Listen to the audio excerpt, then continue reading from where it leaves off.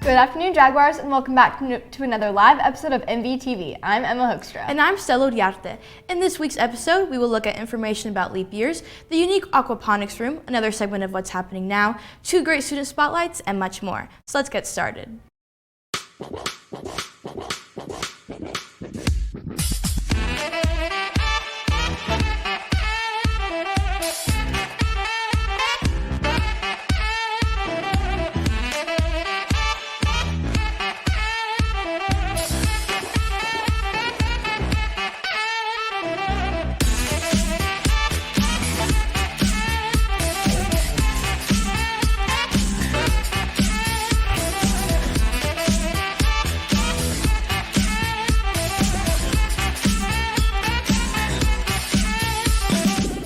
Stella, you know how this year February has 29 days instead of 28? Well, yeah, that's because 2020 is a leap year. Mallory Shelk has a lot more information on leap years and how it affects us.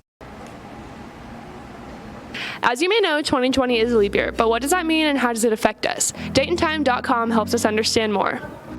It takes approximately 365.25 days, or 365 days, 5 hours, 48 minutes, and 45 seconds to circle around the sun. Since it is 365 days and a quarter, every 4 years we add an extra day. We need leap years to keep our modern-day Gregorian calendar in alignment with Earth's revolutions around the sun.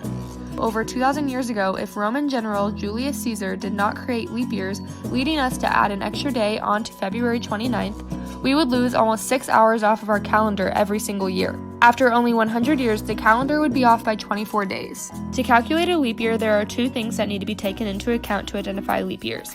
1, the year needs to be evenly divided by 4. 2, if the year can be divided by 100, it must also be evenly divided by 400.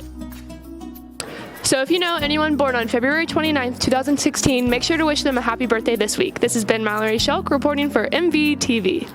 Thanks, Mallory. It's so strange to see how only 1 extra day can affect us all. I know, right? But did you know that American Heart Month also runs in the month of February? I didn't, but luckily reporter Lauren Paynes shares the importance of this special month and how it has personally affected one student here at Mill Valley. For those of you that didn't already know, February is National Heart Health Month. This past summer, a fellow student, Logan Feaster, had open heart surgery. She has since been an advocate for teen heart health and the organization Athletic Testing Solutions by sharing her story. In the fall of 2018, I was playing competitive soccer and also running cross country, and I just was always tired all the time, and I just kind of thought it was that maybe. But then I went on a run with my mom during Thanksgiving and I passed out and I couldn't breathe or anything. And so we decided to go to the doctor and they recommended that I go to Athletic Testing Solutions and get my heart tested. We feel that all kids should be tested just to make sure that there aren't any issues that could come back later as they get older and affect them. The process is we do 2 different cardiac tests. You can't just go to the doctor and get these tests. You have to go to a cardiologist.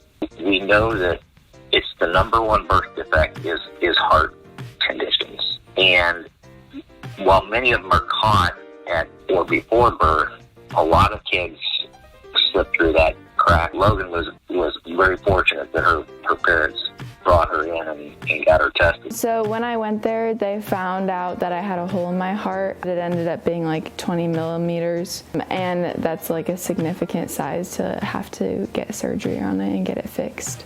The leader of the company asked me to speak at their Beats for Beats event, so people will go to that event and donate, and I'm just gonna share my personal story about it and how it affected me and how the testing saved my life. For more information on how to get your heart tested, visit athletictestingsolutions.com. This has been Lauren Payne reporting for MVTV. Thanks, Lauren. It's awesome to see how strong Logan was before and after her surgery, and now I know how important American Heart Month really is too. Another thing that many people don't know about is the aquaponics room. It's a whole ecosystem right here in the valley. My co-anchor, Stella Uriarte, has the story about Miss Roberts and her aquaponics room. Hey Jags, have you ever heard of the word aquaponics? If not, you aren't the only one. The aquaponics room is a part of the Environmental Resources and Wildlife Sciences class here at Mill Valley and was opened at the beginning of this school year. I had the pleasure of touring Mrs. Roberts' aquaponics room and finding out the role it has here at the Valley. Let's check it out. So this is the aquaponics room, and aquaponics is something that I've always been interested in. It's something that I've always wanted to do. There's a tank that has fish in it, and the fish produce waste, and that water from the fish tank is pumped into the tanks that have plants in them, and the waste from the fish provides the fertilizer for the plants. For students, there was a lot of problems as we were starting it up with leaks and getting everything assembled correctly. Mrs. Roberts' students also have the responsibility of learning different ways to take care of the aquaponics room. Plants, taking care of plants, understanding how this system works together.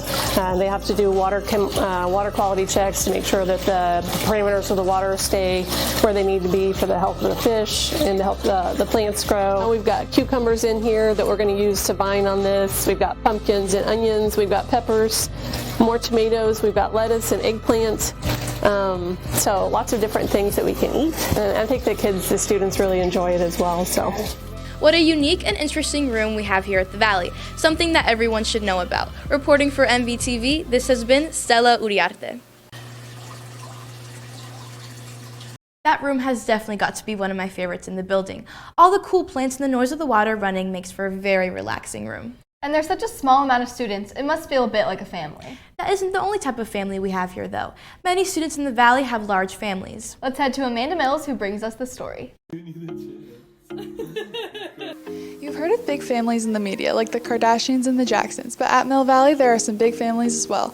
I talked to Livy Boone and Delaney Fields to see what it's like to have a big family. So I have Brooks, he is 22 or 23, and he's my half-brother. And then I have Claire, she is 19. And then I have Klein, he's a senior here at Mill Valley, and Ellie is my twin.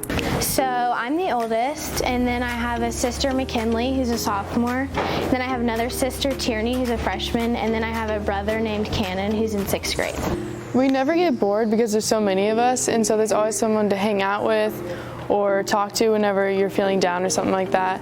And it's just always so fun. Sometimes it's hard to find your quiet, alone time because there's always something going on, but I wouldn't change it for the world. One of my favorite memories is probably going to Hawaii. That was pretty neat. And then also we have family dinners every Sunday, and it's kind of like a lame thing, but it's really cool to all be together. During the weekdays or weekends, if we're all in the kitchen, we sing and dance and listen to the Alexa, and it's a lot of fun. It's great to learn more about the students at Mill Valley. This has been Amanda Mills reporting for MVTV. Thanks, Amanda. It's cool for students to see the big families that their fellow peers have. Mill Valley offers so many sports and clubs that have a family-like environment, like the Silver Stars. The Silver Stars are great, but I must admit, I love watching the Silver Studs perform their routines each year. On February 14th, the Silver Studs performed a halftime routine at the boys' basketball game. The Silver Studs are a group of male students who come together and create dance routines to practice and perform. This group consists of boys from all classes. This dance group has been a tradition for 7 years. Seniors and team captains choose the boys to join the team that they think will be a good fit for these dancers. The boys do 3 performances each year: a basketball game, a pep assembly, and at their spring show. The boys practice routines choreographed by the Silver Stars around 3 or 4 times at 6:30 before school. The Silver Studs really know how to put on a show. Yeah, I really enjoyed their halftime performance at a basketball game a few weeks ago. I really liked seeing our basketball team play Tuesday night.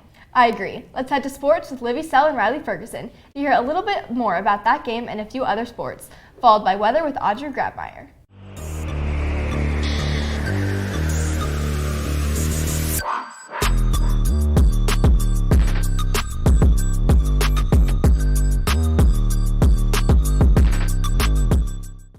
Good afternoon, Jaguars. Welcome back to another live sports segment. I'm Riley Ferguson. And I'm Livy Sell. On Tuesday, the boys basketball team faced off against Blue Valley Southwest. They played hard and their effort definitely paid off as they come out on top with a score of 54-39. Also on Tuesday, the girls basketball team played against Notre Dame de Sion, where they fought in a close battle. The girls pushed through and won with a score of 44-40. The wrestling team competed at Olathe East High School this past Friday and Saturday, where they claimed the 6A regional team title and qualified 11 wrestlers for the 2020 6A state championships. Congrats, boys. Good luck to the bowling team as they compete at regionals tomorrow. Shout out to the boys swim team as they competed on Friday and Saturday at state, where they put up a hard fight and took 9th place overall. Great season, boys. That's all for this week's sports segment. I'm Riley Ferguson. And I'm Livy Sell. Have a great rest of your week, Jags.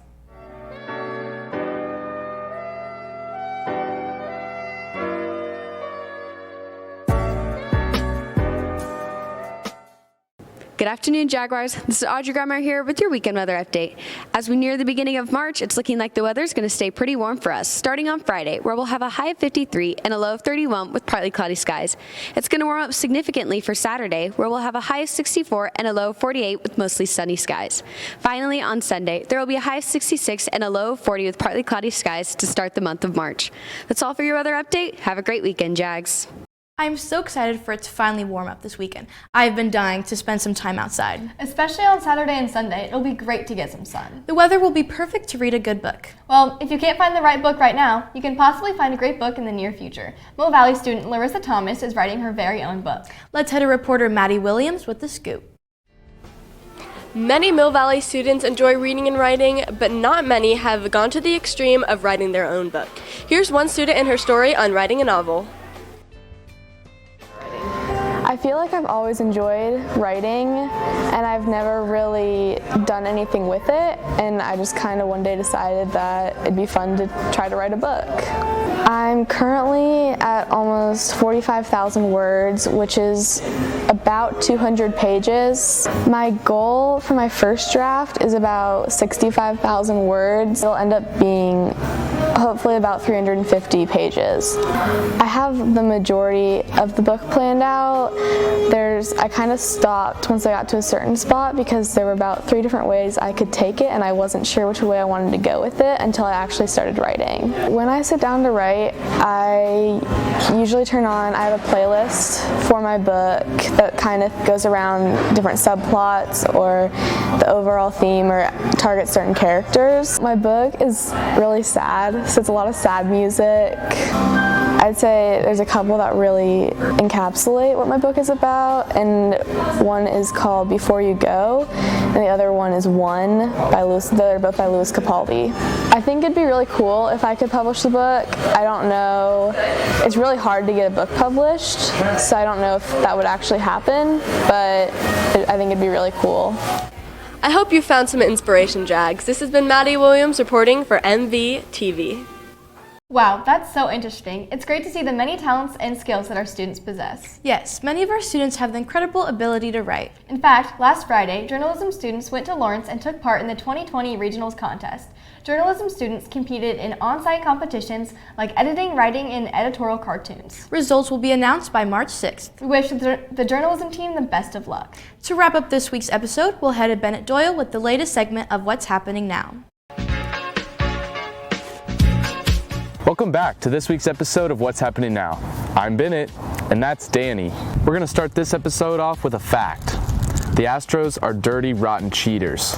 Rumors first arose when Mike Fears, a pitcher who played for the Astros in 2017, told The Athletic that the organization was using a video camera in center field to film the catcher's sign to the pitcher. Astros players or team staff watching the live footage behind the dugout would then signal to the batter what kind of pitch was coming. The Astros were fined $5 million and forfeited their first and second round draft picks in the 2020 and 2021 drafts. No players were punished, and they still retained their 2017 World Series title. In other news, George Zimmerman is suing presidential candidates Pete Buttigieg and Elizabeth Warren. Zimmerman, who shot and killed Trayvon Martin back in 2012, is suing the candidates for $265 million, claiming defamation based on tweets. Brooklyn rapper Bashar Baraka Jackson, better known as Pop Smoke, was killed in a home invasion in Los Angeles last Wednesday. The attack appeared to be a targeted hit and not a robbery. Jackson was only 20 years old. Rest in peace. Former NFL player Greg Robinson was arrested at the U.S.-Mexico border.